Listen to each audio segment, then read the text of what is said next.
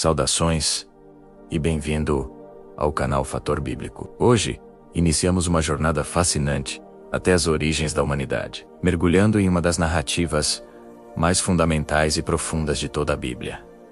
A história de Adão e Eva.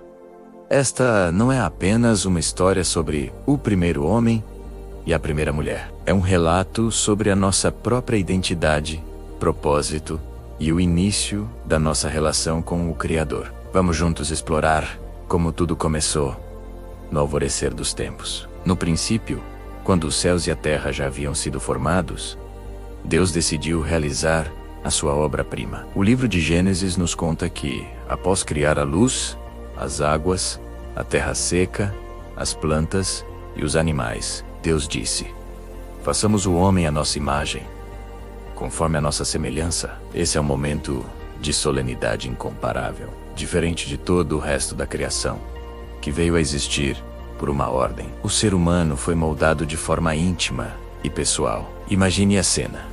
Deus se inclina sobre a terra, pega o pó do solo e com suas próprias mãos forma uma figura. Não era apenas uma escultura de barro, era um corpo perfeitamente projetado, com cada músculo, osso e órgão no seu devido lugar. Mas ainda faltava o essencial: a vida. Então, algo extraordinário acontece. Gênesis 2:7 nos diz: e o Senhor Deus soprou em suas narinas o fôlego da vida, e o homem se tornou um ser vivente. Este sopro divino, em hebraico Neshama, é muito mais do que simples ar.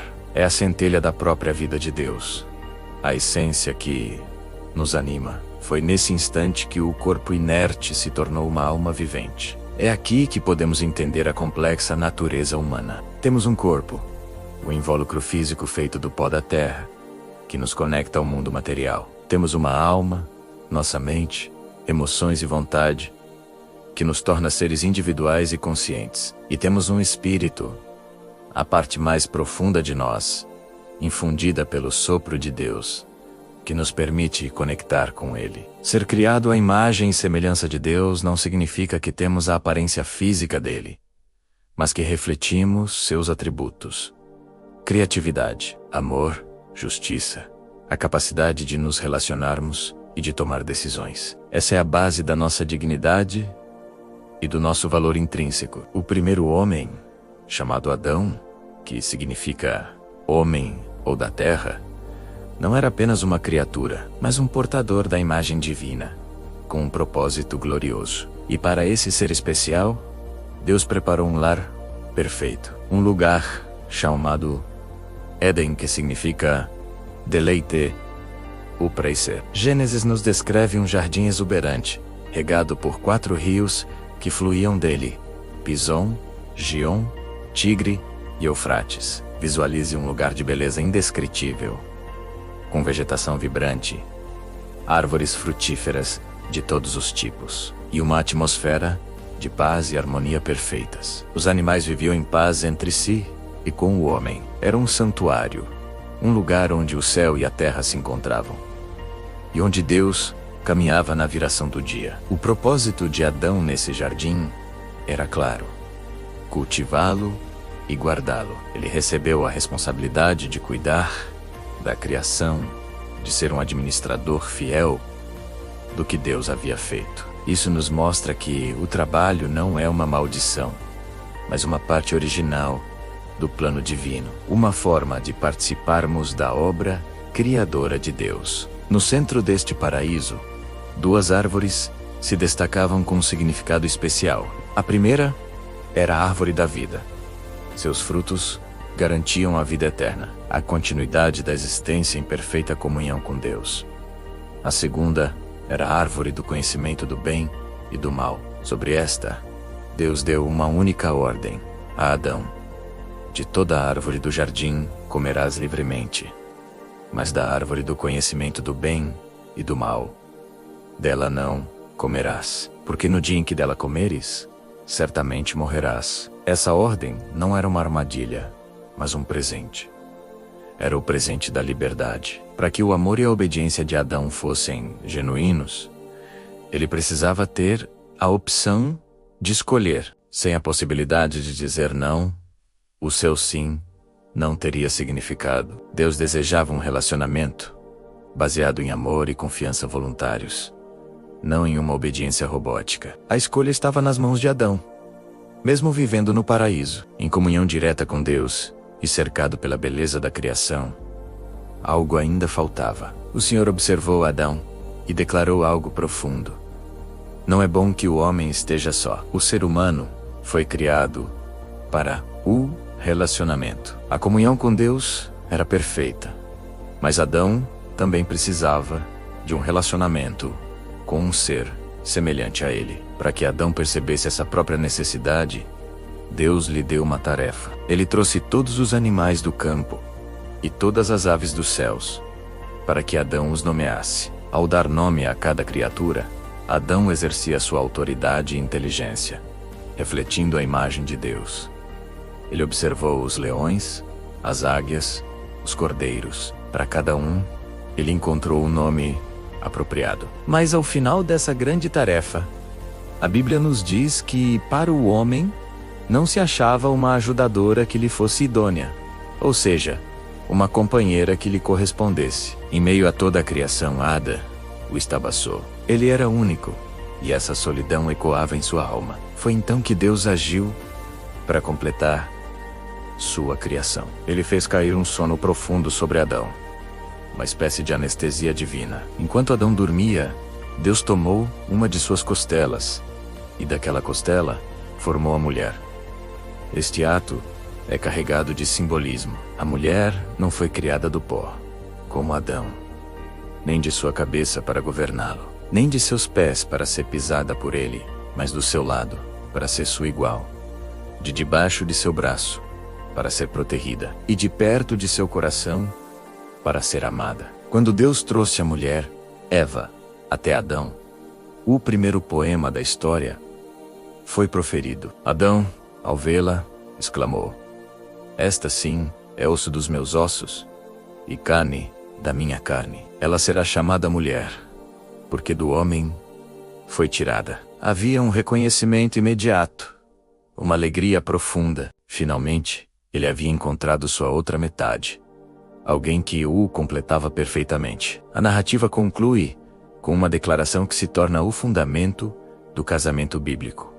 Por essa razão, o homem deixará pai e mãe e se unirá à sua mulher, e eles se tornarão uma só carne. Esta união não é apenas física, mas também emocional e espiritual. Uma só carne fala de uma unidade tão profunda que os dois se tornam inseparáveis, compartilhando a vida, os sonhos e um propósito comum. A criação de Eva revela o plano de Deus para a parceria, o companheirismo e o amor mútuo. Juntos, Adão e Eva poderiam cumprir plenamente o propósito de Deus para a humanidade: crescer, multiplicar-se, encher a terra e cuidar dela, tudo em perfeita harmonia um com o outro e com o seu Criador. E assim, no jardim, a primeira família foi formada e a criação de Deus estava completa. E ele viu que tudo era muito bom. Deus, em sua infinita sabedoria, colocou Adão e Eva no jardim do Éden, um paraíso de beleza indescritível. Em meio a toda aquela perfeição, havia uma instrução clara, um único limite que testaria a lealdade e o amor do primeiro casal.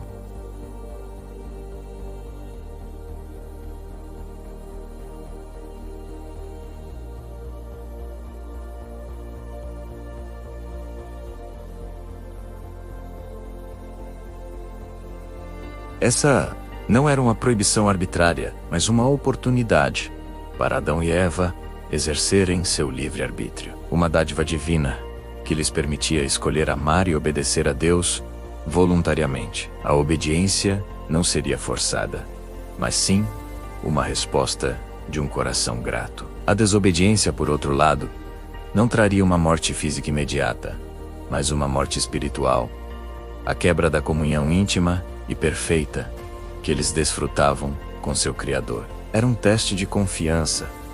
Eles acreditariam na bondade de Deus ou buscariam uma sabedoria independente dele? O Criador os alertou sobre as consequências espirituais da transgressão, o rompimento daquela conexão sagrada que era a própria essência de suas vidas. A escolha, no entanto, era deles. Enquanto Adão e Eva viviam em harmonia, uma figura astuta e sutil observava das sombras.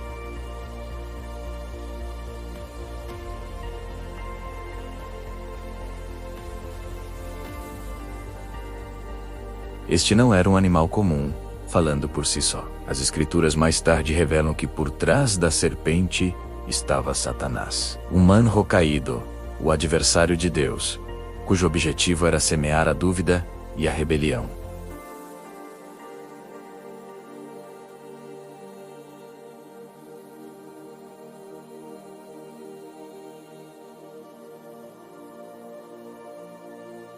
A pergunta era uma distorção maliciosa. Deus não havia proibido todas as árvores, apenas uma. Eva então respondeu, corrigindo a serpente, mas já demonstrando uma leve alteração na ordem divina. Ela disse: podemos comer do fruto das árvores do jardim, mas do fruto da árvore que está no meio do jardim? Deus disse: não comam dele, nem toquem nele, para que não morram. A parte sobre não tocar não estava na instrução original, mostrando que a dúvida já começava a florescer em seu coração. Aproveitando essa brecha, a serpente fez sua jogada final, contradizendo diretamente a palavra de Deus. Certamente não morrerão.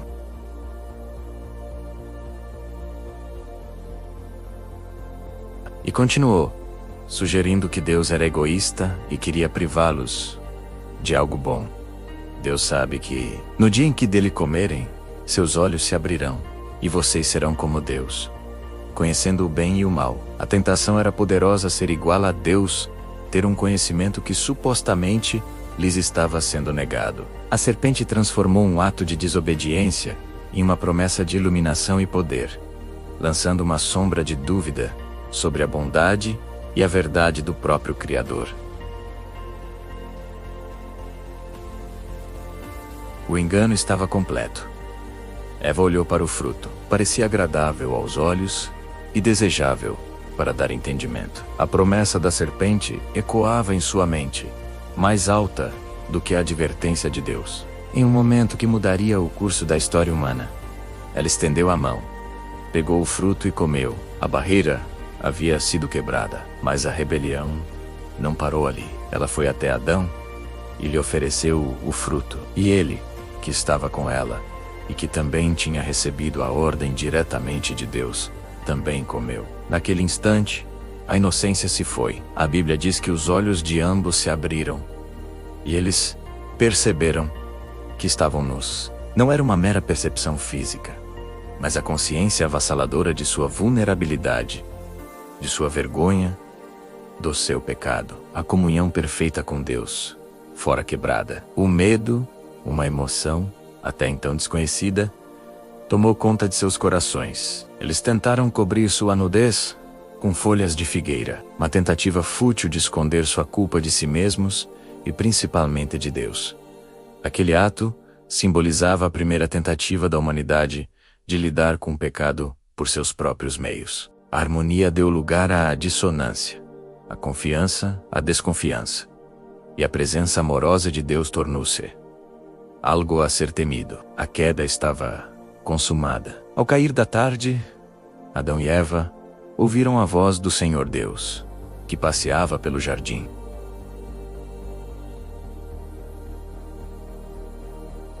O medo e a culpa os fizeram fugir da presença daquele que era a fonte de sua vida. Deus, em sua onisciência, já sabia o que havia acontecido. Mas em sua graça, ele os confronta com perguntas, dando-lhes a oportunidade de confessar. Onde você está? Perguntou a Adão.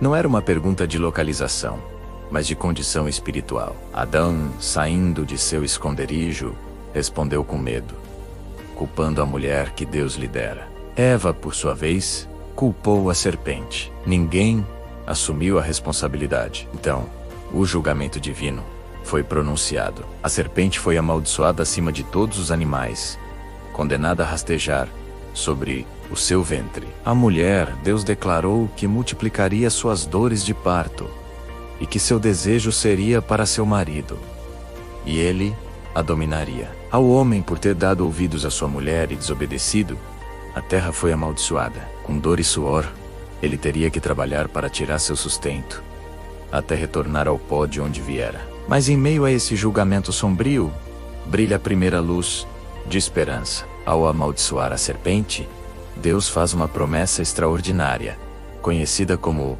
o proto-evangelho, o primeiro anúncio do evangelho. Ele diz à serpente: porém, inimizade entre você e a mulher, entre a sua descendência e o descendente dela. Este lhe ferirá a cabeça, e você lhe ferirá o calcanhar. Esta é a primeira promessa messiânica da Bíblia. Uma promessa de que, um dia, um descendente da mulher, menos nascido de mulher, esmagaria a cabeça da serpente, o poder de Satanás, embora ele mesmo fosse ferido no processo. Uma profecia que aponta diretamente para Jesus Cristo e sua vitória na cruz. A queda de Adão e Eva não foi apenas um evento histórico isolado, foi um momento que definiu a condição espiritual de toda a humanidade. Através daquele ato de desobediência, o pecado e a morte entraram no mundo, afetando toda a criação. Nós, como descendentes de Adão, herdamos essa natureza caída, uma inclinação para o pecado e uma separação de Deus.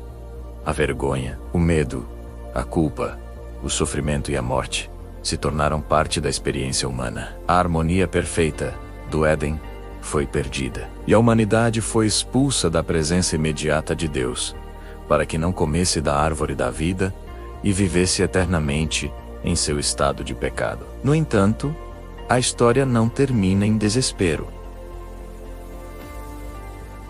Ele substituiu as frágeis folhas de figueira por túnicas de pele, o que exigiu o primeiro sacrifício de sangue, um prenúncio do sacrifício final de Cristo. A promessa de Gênesis 3:15 ecoou através dos séculos, mostrando que o plano de Deus para a redenção já estava em andamento desde o início. A queda introduziu a escuridão, mas Deus, em seu amor insondável, já havia providenciado a luz. A história de Adão e Eva nos ensina sobre nossa própria fragilidade e necessidade de um Salvador. Ela nos mostra que, mesmo em nossa falha mais profunda, a graça de Deus é maior e sua promessa de redenção é a nossa esperança segura. Se você deseja mais vídeos de lições, histórias e curiosidades bíblicas com profundidade, inscreva-se, deixe seu like e compartilhe este conteúdo.